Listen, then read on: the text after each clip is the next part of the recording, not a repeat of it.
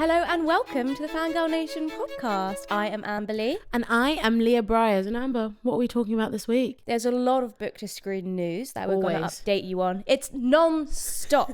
Jesus, give us a break. No, very happy about it. The Game of Thrones play previews have begun and we're going to talk about it. And finally, Ryan Murphy threatens to bring Glee back. So... It's a threat. No, do you know what? I read a headline. Same. Well, I didn't read an article. Okay, I saw an Instagram post. And the headline was Ryan Murphy threatens to bring back Glee. Threatens? Don't threaten me with a good time. Actually, yeah, let's do Glee first because that is fun. I first saw the non-threatening headline and it was just like him talking about it and I sent it to you straight away. Yeah, so Ryan Murphy, for people that don't know this week, Ryan Murphy is currently premiering his new show on FX, The Shards. And on one of the carpets, and he was in the press line, he basically said he's tempted to bring Glee back. He said so many people now watch it, so maybe they should revisit that show. And he was talking about how it was interesting that it's come back around because of TikTok and social media. And he said he's got great memories of it and he loved it.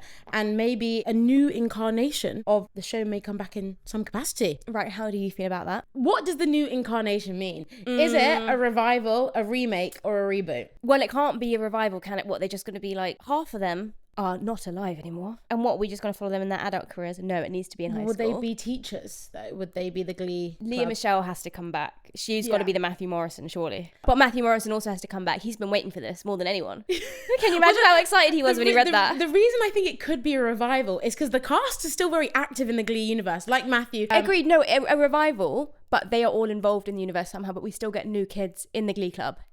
Yes. Because there's been so many songs that have come out in the past 10 years, and I was like, the Gleeification of this would slap. Oh my God, imagine. Well, I mean, for context, we watched Glee when it came out, as it came out. Like, I remember watching the first episode. So I think I watched every single episode week by week. Week by week on E4, it was on? I think it started on E4, T4. No, E4, because I remember the purple E4. Yeah. I remember what Amber put me on. We've spoken about this in the podcast. Amber put me on, and we were just hooked Did from I? day one. Yeah. Wow. Hooked from day one, doing our little videos, recreating what Leah Michelle was up to. Oh my God, of course, the Glee music videos that we did. I want to know, well, actually, Ryan Murphy doesn't give a fuck about anything or anyone. So my question was like, no, he doesn't. Like, will the comedy be the same? Because obviously half the things they did in Glee, like, you would not get away with now. Yeah, but that's any show like 15, 20 years ago. No, yes.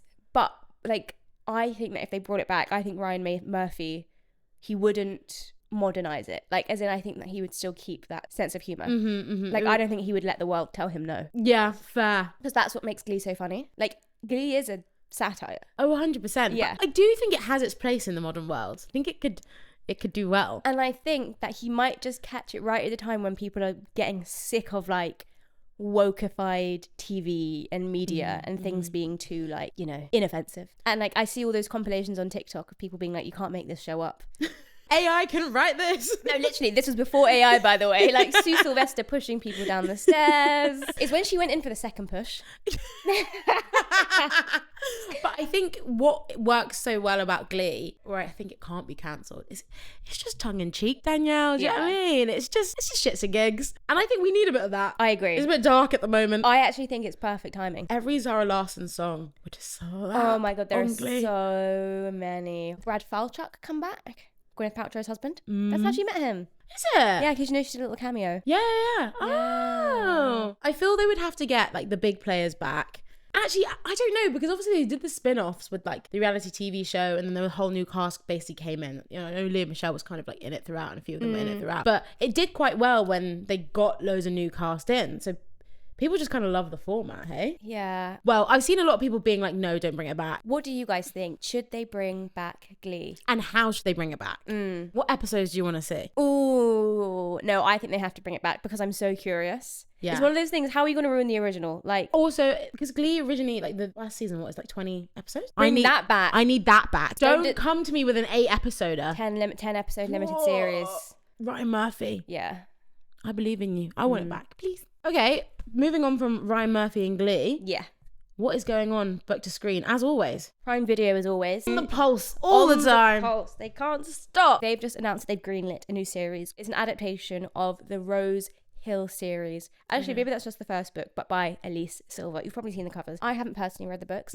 I need to read them, but I'll give you the log line first. Okay. Best-selling series from Elise Silver. Rose Hill follows best friends and neighbours Wes Belmont, a rancher with commitment issues, and brooding record label owner Ford Grant, aka Forbes' world's hottest billionaire. Is that a thing that Forbes really do? No. Maybe. Anyway, who's long carried a torch for West's sister Rosie, and when country pop star Skylar Stone breezes into their rugged mountain town, the heat gets turned up all the way in this romantic family drama. Ooh. So we've got billionaires, Cowboys, country pop stars, forbidden romance, falling in love with your best friend's sister, and it's set in Canadian mountain towns. Follows the highs and lows of best friends Wes Belmont and Ford Grant. So small town romance, cowboy. Modern day cowboys. I don't know much about them. Like, I love a cowboy film. They exist, modern day cowboys. Yeah, but like, is it? No, well, they're not doing duels. I think they're just like... I think they should bring back duels. I think it's like Yellowstone. There's people out there that like ride horses and stuff. Yeah, living on the ranches. But they announced the series, like they announced that it was greenlit and the cast in a very funny way.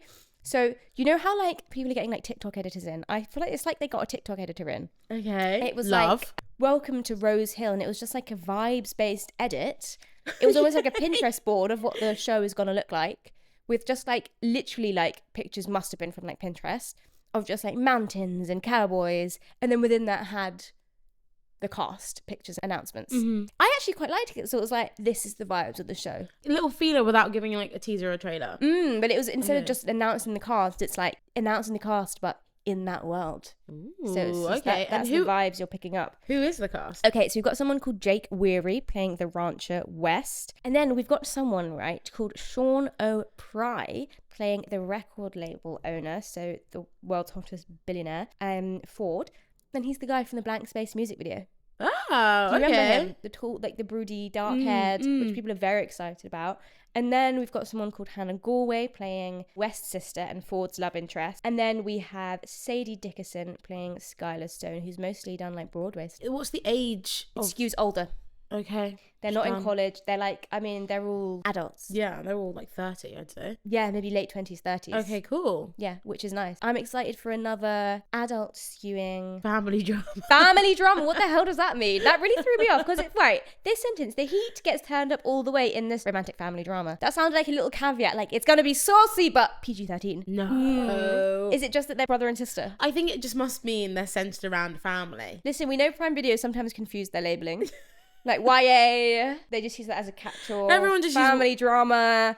Is it just because there is a family in it? Because the books are quite steamy. Why would they say the heat gets turned up all the way? Romantic family drama. Those are two things I wouldn't put in the same sentence, personally. It must just mean it centers around the family. You can't turn up all the heat and it keep it PG-13. Well, yeah. But anyway, people are very happy with this cast. Okay, very, good. very happy. That's nice. It's refreshing, isn't it? It's rare. It's very rare to see today. Oh my God. It is rare to see people liking a cast in this day and age. Right. Have you seen all the drama with the Children of Blood and Bone? I haven't.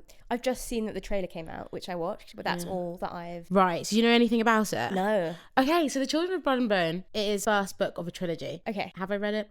No. Surprise.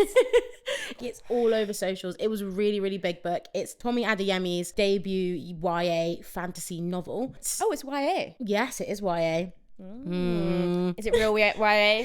I think it actually is. Okay. I think she is like meant The to be. trailer was not giving YA vibes. I think the protagonist is young, youthful. Oh, one of those. Yeah. Okay, yeah. Yeah, it's like a fantasy that is based culturally on West Africa and Yoruba culture, so Nigerian culture. And I'll give you a logline. The kingdom of Orisha, where magic was violently wiped out by the king, the story follows Zeli, who fights to bring back magic to the oppressed people. That's the basic overview of it. And this novel did so well. So it debuted as #1 New York Times bestseller. Great. And it was in the charts for 25 weeks. Whoa. And then the whole trilogy have been in the charts for 125 weeks. The trilogy sold 3 million plus copies. People are really attached to this story because I think it's one of the first tellings on kind of the Western stage in kind of book form where people could really like get into it about like, you know, fantasy, Black people doing magic. Yeah. And so people were really excited for this. Really, really excited. And also, I think there was a really specific skew that it is actually like Yoruba culture that they're kind of basing like it real, off. yeah. And so people were really excited for that, to see To see it themselves represented in like book form. And so what happened is it got greenlit. Yeah. Tomi Adeyemi is on TikTok. She's very present. She's a very present author. She was always doing like morning talk shows. She does every interview under the sun. So it got greenlit. She was very involved in the creation of this film originally. But there's been lots of drama that has ensued with it. Yeah. So firstly, I say the big drama, it was an open casting call, and she was really being like, we're going to get unknown talent. Not what I saw. I think it's not what anyone saw. Yeah. And specifically talent from Nigeria, which is not the case. Okay. But the cast came out, and although an amazing cast, it is full of A-listers. Okay. Who's making the movie? Paramount. Some of the biggest black talent in Hollywood. Okay. So we've got Damson Idris, we've got Viola Davis, we've got Chitowell Ejiofor, we've got Tosin Cole, we've got Cynthia Erivo. Yeah. Do you know what? Cast is stacked. That's a great cast. And then also the big kind of drama with the casting is you have Amanda Stenberg in it, who plays the character Amari. And in the books, Amari is a dark-skinned character who faces a lot of colorism within the caste system within this fantasy land. Okay. And I think it is like a comment on the world that's going on today. And obviously Amanda isn't that. Okay. So I think people are really disappointed that that story isn't being told anymore. So it's an integral plot point. It's an integral plot point for that character. And I think a lot of people are really upset, and rightly so, with this casting, because that means that plot point is taken away, and that kind of representation and that story being told on this scale is being taken away. It's upset a lot of fans. Especially if the writer kind of promised the world, it sounded. And originally the writer really stood by this casting, and she was saying that Amanda Stenberg was actually one of the reasons why she wrote this book. Okay. And due to kind of the backlash she got within the Hunger Games when she played Rue. So it's a bit of like a full circle moment. Wasn't Rue always black? Why did people kick off about that? No, I don't think Suzanne Collins ever said like black. Oh, okay. And then the films kind of made it that District 11. Yeah.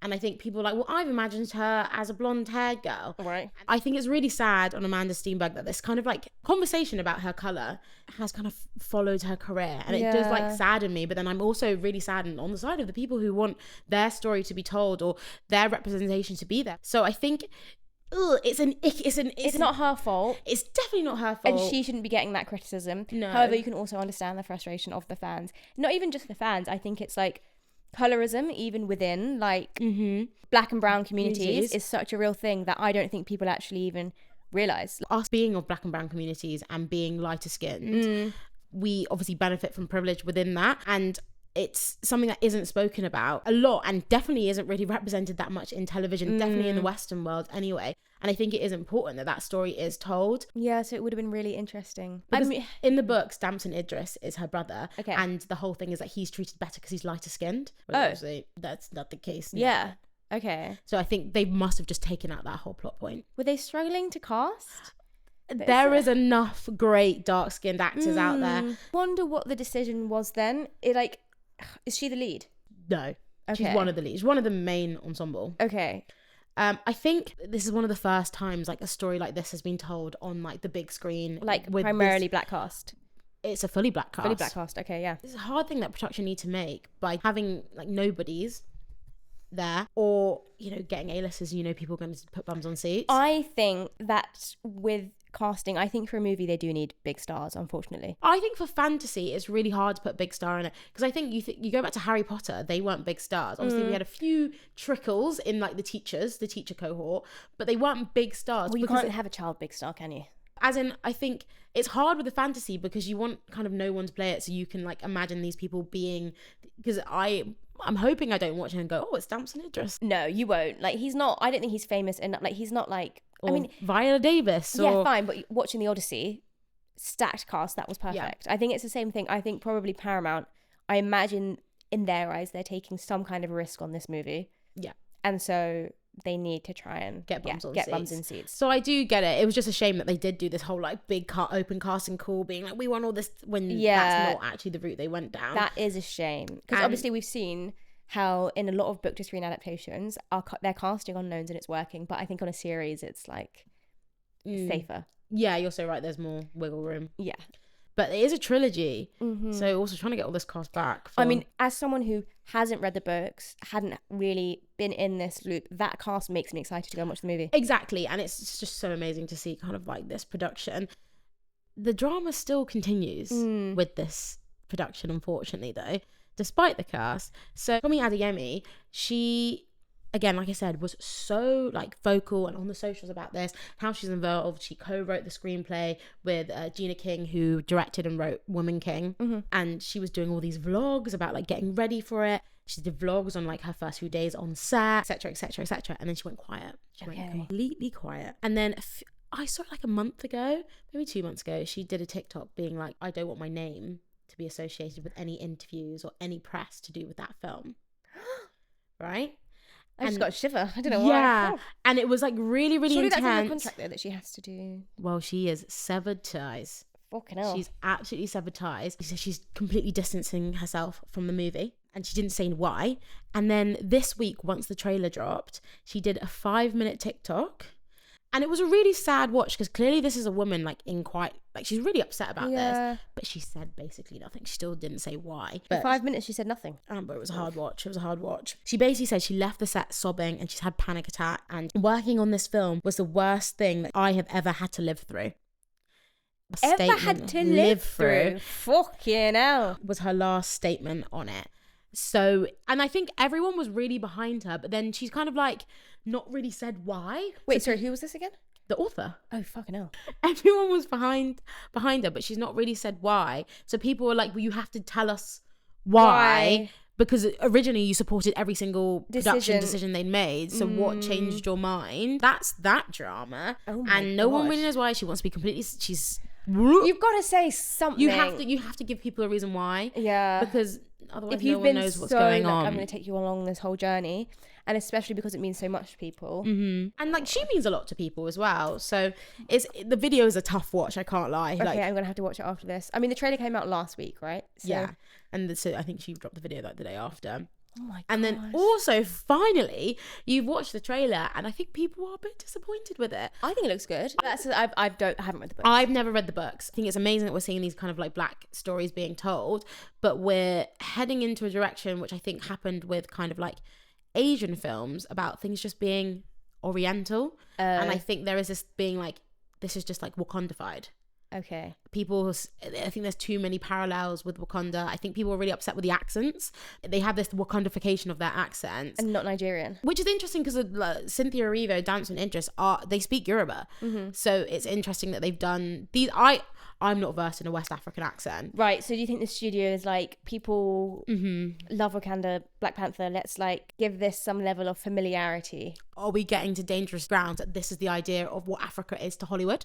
We've only seen a teaser trailer. Yeah. So I'm hoping... Also, that cast gives me a lot of faith. It really does. I don't think they'd be picking up a crap project. And Tommy Adeyemi, she did co-write the screenplay. Also, I don't think a lot of those cast would be happy to be playing into stereotypes, maybe. I'm going to give it the benefit of the doubt. But that video she makes is that scary stuff when an author is saying that of her project. It's really sad. It's what makes me sad because I'm just like, can we not just have nice things? Just such a shame that it's shrouded with all this like sadness and drama when really and truly it should be like uplifting black culture and West African culture. And hopefully it can still do that. Yeah. And I think it will. I think it's because the general public is going to have no idea about any of this drama. No, it's kind of just on BookTok, TikTok kind of side. So if you've read the books, please tell us what you were thinking about, what's going on. I haven't read the book, so I'm really coming from like a step back place. It comes out in January. So hopefully by January, the drama is put to side and we can kind of just enjoy what will be an exciting film. January. But a lot of drama for one book. Well, a trilogy, but one film.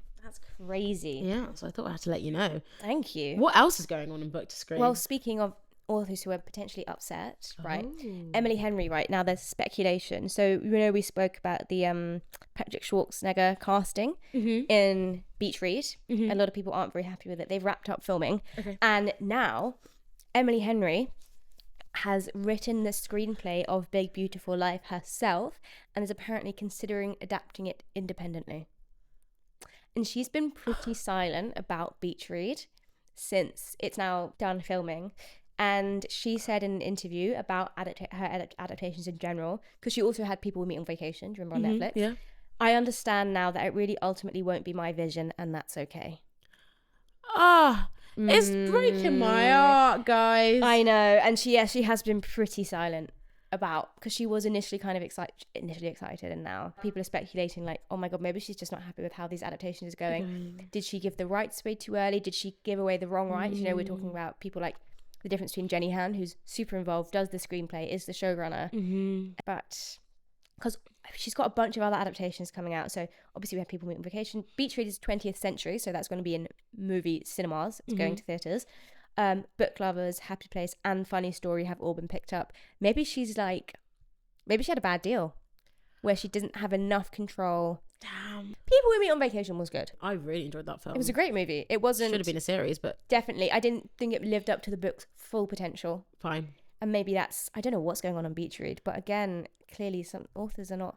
Among all these book-to-screen adaptations, some of them are not going to be good, unfortunately. No. I think there's like, obviously productions have to think about, like, there's a fine line with someone who can write a book and whether they can like be a showrunner. These are people's babies, their books. Like, to sit down and write a book, we've spoken about it many a time. Oh my god. I can imagine you being so attached to it, so you have to make sure you've got the right deal. And like, imagine, you know, someone telling you you've got the right deal and then you finding out that actually that's not your vision is horrid. I will say everything I've seen about Beach Read that's coming out does not look good. Damn. All the behind the scenes like set photos, which is really sad. But you know, it's interesting that all of these ones that they're not happy with aren't Prime Video, who we know that like an Amazon seem to have a better relationship with their authors, or seem to take more into account the fans and the readers. Clearly whatever happened on this set, like what is going on with these studios and how they're treating their authors when they're adapting their work. And I think it's interesting because the authors know the fans, so really you should take their word a bit more like gospel. Yeah. Another adaptation that's coming out, Sony is adapting The Silent Patient. This is a thriller. It came out years ago, but it is fantastic. It's like if Frida McFadden was good. Sorry. Up in arms. But it's a short book, so about this big. But it follows therapist Theo Faber as he tries to help former painter Alicia Berenson, who murders her husband and then never speaks again. But it is a fantastic book. So I'm very excited to see this adapted. That's all I have to say about that. It's just a little bit of news. And other news I just wanted to mention, it's not book to screen related, but we have just had confirmation that Paramount Plus have ordered, well, they've greenlit Clueless event series. I don't know what that means. Starring Alicia Silverstone. 30 years later, Cher finds out that parenting a teenager makes her feel clueless all over again. It's a limited series coming to Paramount Plus. She's also executive producing it, reprising her role as Cher. It's executive produced by Schwartz and Savage, who did The OC and Gossip Girl. Ooh, okay. That's vibes. exciting, isn't it? But it has been a 7-year journey to have something come from the Clueless IP. Like initially in 2020, they had written a series on Peacock with Dion's character, one of the friends. And they tried again in 2025 in Peacock with a different series, but now this is... It's funny. I'm happy that it is Cher's story. I'm happy that it is not a remake. It is a revival. I'm happy that it is actually Cher, played by actually Alicia Silverstone 30 years later. Is Paul Rudd returning? Is Paul Rudd returning? Do you know what I've had enough of in revivals, right? Is when they just bin off the love story that you loved in the original movie. And they're like, oh, he's dead. Do you know what? There's so many. They got divorced. Yeah, and it's just like, now she's healing. I can't do it, please. Can her and just Paul Rudd be together? Like, can they just be happily married?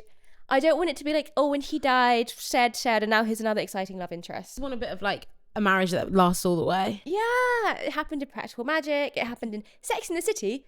How many seasons of Will They, Won't They with Carrie and Big? Oh, he dies. Bridget Jones. Yeah. Enough. Stop killing them off. Oh. We're talking about people being killed off. Oh my God. We must talk about the Mad King, the Game of Thrones stage play. There's been drama on this. It's playing at Stratford-upon-Avon right now. However, the first few previews were cancelled. The first 4 previews. The reason behind it was they wanted to progress and refine the work. It's a bit late, isn't it? Progress and refinement. That's the line they gave out. But what we know about previews, and we've spoken about this before, previews... You're not guaranteed. You're not guaranteed. That's part of the... So you can't be putting your life savings into a preview. That is the risk of a preview. A preview should really just be for local audiences, it should be £5. Because if it gets cancelled, it gets cancelled. I don't know how much the tickets were for this, but And they are well within their rights to cancel a preview. I don't know how much tickets were for this, for the previews anyway. Specifically. But people Were I'm not happy? I know. Well, no, I've not heard too much like people being up in arms. It was more just meh. People were sad. Yeah. And they were like, what is going on? Is it going to be shambles? Blah, blah, blah. However, it is opened. and I've heard that it is not a shambles. I've heard it's a bloody fantastic. You sent me that TikTok, and she was like, it's the best theatre performance I have ever seen. First preview, standing ovation apparently. It's I'm amazing. gutted. I've never had FOMO like never before. They've got puppets. Life-size drag. Not life-size. Whatever that means. Whatever. It's in the round, but the stages are crossed, so it's all like... They had a puppet for the mountain. If you know Game of Thrones, you know the mountain. They didn't have a real man. They had a puppet. A big puppet. Puppet horses. And when we say puppet, like... Have you ever watched War Horse? That's what I'm imagining. And there's been no production photos. There's been like rehearsal photos, but maybe we'll get some after press night, which is on the 8th of August. Where are my sneaky little TikToks when I need them? Amber Lee. I bet it's phones and bags. The level of how good this show is that I'm hearing gives me hope that it's coming to London. People who don't know what it's about, so I'll read you the logline? I do have it. I do have the logline. So the story follows the Mad King's downfall and the rebellion led by Robert Baratheon, and that's what I'm going to tell you. The Mad King is Aegon. One of them, yeah. But you haven't watched Night of the Seven Kingdoms. I haven't. Leah, I think you need to watch it. It is my next to watch. I think because it's... Oh, I can't spoil for you then. Yeah. Oh, you can spoil it for me. I think Game of Thrones is fine. Whatever. I don't care. Oh no, it's not a spoiler because you know. Well, yeah, it's Little Eggs, his kid. I think is the Mad King. Yeah. You need to watch it because it will be a real balm for your soul after House of the Dragon. Yeah, I know. I'm waiting for House of the Dragons to finish and I'm gonna watch it. Oh yeah. You're very excited. I'm down to try and get tickets at Stratford. I think that'd be a lovely day out. Let's have a look. If we can get them, I'm happy to go. Yeah. But I don't think there are many. Because I don't think we should rely on it coming to London. But I don't think they would have put this much investment into... Stratford gets some big players. Yeah, fine, but it doesn't make sense for... Who owns it? It's RSC's. As in, like, there's so much... They could milk this. They could make so much money from it, is my point. Like, I don't think that they would. Because I think someone will pick it up again, but whether it gets picked up immediately or whatever, like, anything like that is not a given. So we need to go try and see it. We will try and see it. And like, you know, I love Land of Shakespeare, so let's go. Yeah, okay, we'll try. Is it not like Hamilton, where it's like Leslie Odom, impossible? I don't know. I originally thought it was quite hard, but like, I then it got busy and I haven't looked. Well, fingers crossed. Fingers crossed. We'll eventually get videos of what it looks like and actual professional photos, which I am very much looking for. The mind of George R.R. Martin, I think I will just watch anything. Do you know what I want? I want a series. I want an animated series on old Valyria before the Doom and the Doom. Do you know what this is? Do you know what? Yeah. For those who don't know, so the Targaryens, right? They speak High Valyrian because they're one of the dragon families. So back in the day, before Westeros, before the Seven Kingdoms were united, there was this place called Valyria where there were thousands of dragons in the skies and all these old dragon families who spoke Valyrian, and it was just this beautiful... It was the best empire the world has ever seen, like this great empire, and it was like these different ruling families that ruled, and the Targaryen were just one of them, and they were kind of a meh one. But they're the only ones left. They're the only ones left because one of them saw a vision, like they were a dreamer, and they predicted the Doom. And so they left and set up shop on Dragonstone. And so when the Doom happened, basically like a big volcanic eruption, it wiped out the whole of Valyria and thousands of dragons. But the Targaryens are the ones that survived. And then they, you know, Aegon's conquest, took the Iron Throne, united the realms, Targaryen dynasty until, you know, House of the Dragon. And people like, if the Targaryens like this, imagine what the other ruling families were like. I want to see it. Yeah. What was that like with all these dragons flying around? At one point, you know, when we weren't getting... Game of Thrones was coming out every 2 years or whatever. Now we've got Game of Thrones left, right, centre. That's what I mean. 3 things. We'll maybe get it next year, Amber. But I don't think... But George R. R. Martin hasn't written a book on this. So, is the thing. He's not written a book on loads of it. Give us more. I want to see all of it. How is he... But he just loves it. He'll just come in and whisper in someone's ear happened. I just think that's way more interesting than what's going on at the Wall and the Starks and the Lannisters. And you know I love an origin story. Like, why did we spend so much time in Game of Thrones with these boring people when they had old Valyrians flying dragons? Yeah, so anyway, I'll take all the Game of Thrones content this year. Give it to me. Yeah. Anyway. Leah, what are you fangirling over this week? Oh my god, what am I fangirling over? I don't know if you've seen it, and I hope you haven't because I want to tell you about it. Right. Have you seen the Wicker trailer? Yeah. Oh no! I have a phone, Leah. Okay, but I was like, well, maybe she's flying. No, I've seen it. Okay, so for anyone that hasn't seen it, is the Wicker trailer dropped yesterday at the time of recording. Yeah. So last week when this episode gets published, and it follows Olivia Colman, Ella from the other Bennett sister, our favorite. Yep. And it's based on a short story / fable, and it follows a fisherwoman played by Olivia Colman, who's a bit of a spinster. Everyone's bullying her. She's not married, and everyone's getting married, and you need a husband. Blah blah blah. She doesn't really care for one, but everyone's pissing her off. So she goes to the basket weaver who lives in the forest or the woods, Peter Dinklage, and she's like, "Make me a husband," and he's like, "Bet. See you in the church in a month." And and Alexander Skarsgård plays the husband that Peter Dinklage has woven.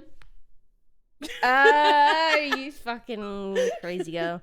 Who's woven, and he's meant to be this perfect husband, and everyone gets jealous, and he's got a big wooden willy, and the trailer is basically Olivia Colman shagging this Wicker Man. I can't wait to see it. For me, this is actually just Elphaba and Fiero's epilogue. Yeah, That's what I'm going to treat it as. Yeah. Do you know what? I didn't need it. I didn't know it was coming. And I saw the trailer and I went, silly, I'll be sat. Yeah, now I need it. I need to see Olivia Colman getting railed by Wicker Alexander Skarsgård. Who doesn't? Yeah, just vibes, Who man. doesn't? And it's really cool because it's not CGI or anything. Like, he just had this well, he didn't just have it up his back. It was perfectly designed for him. But it's not CGI. Like, he was really there doing up Wicker. I need to know more. So that's what I'm fangirling over. Coming out quite soon, I think. Thank God. Thank God. Straight away. Get my bum on the seat. So that's what I'm fangirling over. I'm really looking forward to that. It looks just so silly and I can't wait. Okay, exciting. What are you fangirling What over? am I fangirling over? In line with what we've been speaking of, I've really fallen down a Game of Thrones TikTok rabbit hole. I'm like the Game of Thrones historian. And now I love the Game of Thrones historian. Yeah, and now I'm just saying, getting all of these like AI generated stories about like old Valeria. That's why it's top of my mind. It's like a little anime narrated series, and I'm loving it. That's why I said I want an animated series. You want the TikToks on the big screen? I'm just loving the lore. Yeah. Yeah, we do love a lore. I'm just enjoying it, and I think that's keeping me going when I'm thinking of how horribly the House of the Dragon is going to end. Because I don't think I can do it. Every week I'm like, oh. Thank God Crispy Cole is dead. Thank God. In the most iconic way as well. Yeah. By a woman shooting an arrow. Hee hee. No glory. No songs. I love it. The third Such one. a fucking wet blanket. The third one to the head really got me. Yeah, in the face was so funny. Spoilers, but like. Sorry. But I've also been seeing. Sorry, just aside. Everything is being spoiled, like even by the production, because every week they're being like, "I'm dead," and they're on Jimmy Fallon. Listen, if they're doing it, we're doing it. Exactly. House of the Dragon. Come on. It's just everything's on. Well, TikTok. by the time this comes out, a whole other episode will come out. So exactly. That's old news. So yeah, actually, 5 more people will be dead. About 20 dragons. What a fun way to end the podcast. Yeah. Very light and cheery from us. Yeah. Oh, yeah, whatever. We'll see you next week. See you next Tuesday. Bye. Bye.